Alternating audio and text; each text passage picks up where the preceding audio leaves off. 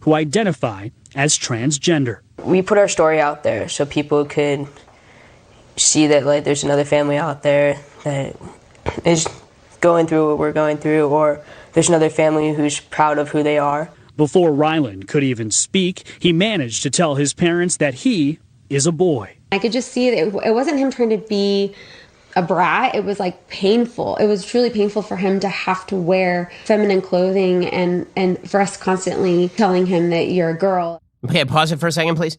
This is insane. Before Rylan could speak, again, this is on Fox News. This is Fox News saying it is good to trans the children. Before the kid could speak, she was saying she didn't want, first of all, since when do 2-year-olds make decisions? Okay, I have a 2-year-old.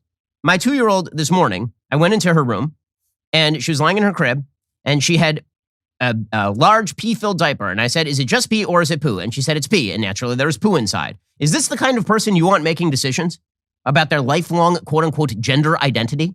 Should I take my 2-year-old seriously when she expresses her needs, wants, and desires? Because if I did, she'd be wearing her sky pajamas all day long, every day, dirty, filled with urine. So no, my 2-year-old does not get to make decisions. I love her. She's sweet. She's 2. It's because I love her that there are rules and because I am the parent. But here's Fox News promoting the idea that kids, before they can speak, can pick membership in the opposite gender.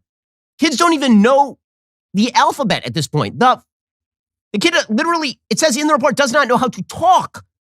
Does not know how to talk. And the parents are like, oh, well, that must be the opposite gender, which means that this is Munchausen syndrome by proxy. That's all this is. These parents have decided that they wanted to trans their kid. And because they wanted to trans their kid, they were going to make up. And how do I know this? Because by the time this kid was 5, mom was writing books and going on national TV about this. By the time the kid was 5. Okay, that's about the parents. That's not about the kid. They're horrible for this little girl. It's insane. Okay, and Fox News promoting it. When Rylan came out at age 5, a few years later, he had the at age full 5? support of his parents. Initially, there was some pushback from us in trying to understand this. We were confused like most people are. We thought that gender and sexuality were the same thing. It took us a while to figure out that those two things are different and that children actually do recognize their gender identity very young. Some of them, not all. But they listened to Rylan and to Hillary's conservative faith. For me, it's just a deep spiritual belief that... Okay, stop it right there. This is just open propaganda. Hillary's conservative faith, really? Tell me about how her conservative faith says there's no such thing as male or female and boys can be girls. Please explain. Please explain how conservative faith tells you. Again, now we're speaking of faith context. And when we talk about transgenderism, I don't cite the Bible. But when you start talking about conservative faith, which suggests to me some sort of biblical adherence, how do you explain the opening of Genesis, which specifically says male and female he made them? Please explain how your conservative faith says, by the way, the Bible specifically says men are not to dress like women and women are not to dress like men. Please explain how it is that you believe that your conservative faith justifies taking a baby girl and turning him into a socially transitioned baby boy who will always be a girl and who will now spend the rest of her life in this conflict with her own biology. And this is what Fox News is pushing. This is insane and insulting to its audience and insulting to reality, by the way, because the whole thing is just pure propaganda, as we will see. If you believe in God and he, created us the way he wanted us, well then yes, he created Rylan just the way he is. And so that's why he needs, that's why he created Rylan the way he is, which is why we're going to need to put puberty blockers in Rylan's. So God created this. We need to put puberty blockers in it and also maybe add a penis later on and cut off healthy breasts through messed. If we go through full transition, this is where it's going.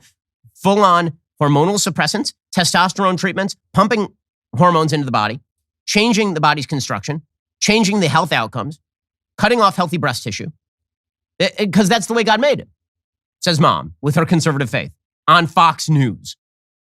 They met in support groups. There was a father who was sitting across the table. He says, you have no idea how lucky you are to be here, which kind of took me back. I didn't at that point consider myself lucky to be there. And he said, our child had displayed this gender dysphoria or this gender misalignment at the same age that Rylan has.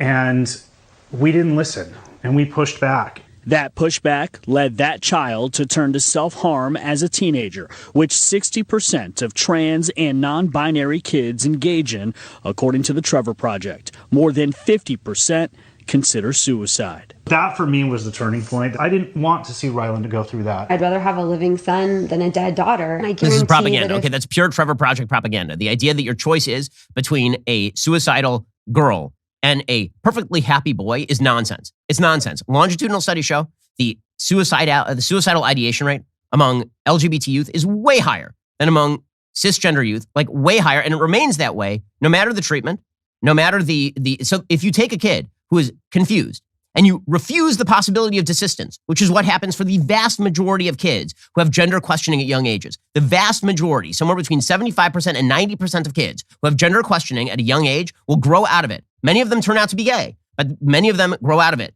whether it's gay or straight, whatever. When you stop that, when you start socially transitioning a child and reinforcing in the child the notion that this kid is, what do you think that kid's going to do? Now the kid has to stand up to mom and dad in order to say, no, actually, I am a girl. This is madness. And I'm not going to get over the fact that this is on Fox News because it demonstrates how the mainstream institutions of our society, including the ones that you may trust as a conservative, are now stabbing you directly between the shoulder blades with this kind of stuff. we had pushed back and done what a lot of parents do, I don't think that we would have either one of the kids that you see before you here today. Allowing him to live authentically and true to himself and be who he really feels like he is. When you get to know Ryland, you see just how proud and confident he is of himself. Ryland's story got international attention in 2014 when a family YouTube video went viral. And Hillary has since written a book called Raising Ryland. Okay, pause it there. There's a shock. In 2014, this kid is now 14. Okay, I may not be amazing at math. The kid is 14. That means he became an international superstar trans kid at age 6. At age 6. Does this seem like safe parenting to you, or does this seem like child abuse? Taking a small kid, socially transitioning the small kid at the age of 6 after saying that the kid was exhibiting the notion that she wanted to be a he before she could talk. And then you're writing books and going on national TV. Does it seem like really on Fox News? Okay, keep going. I never thought that I would be known for this like as well as I am, but really it's just a small part of who I am. He just brushes things off his shoulders like it's fine. He moves on in his life and he's just kind of, I think everything we've been through, he's just like learned to do that and he's really good at it. I could never do that. The Whittingtons believe sharing their story could make a lasting difference in another child's life, something they learned from that support group father nearly a decade ago. I'm just here to make the ride smoother for others. You might be struggling right now, but we believe in you, this family. We might not know you, we might not know where you live, but, you know, we understand you and we believe in you. Just a pure propaganda piece. What extraordinary courage displayed by Ryland, his sister Brinley, father Jeff, and mom Hillary. I want to thank the Whittington family for speaking to us. It's not easy, particularly at a time when transgender issues have been politicized. People are afraid of what they do not understand, Dana.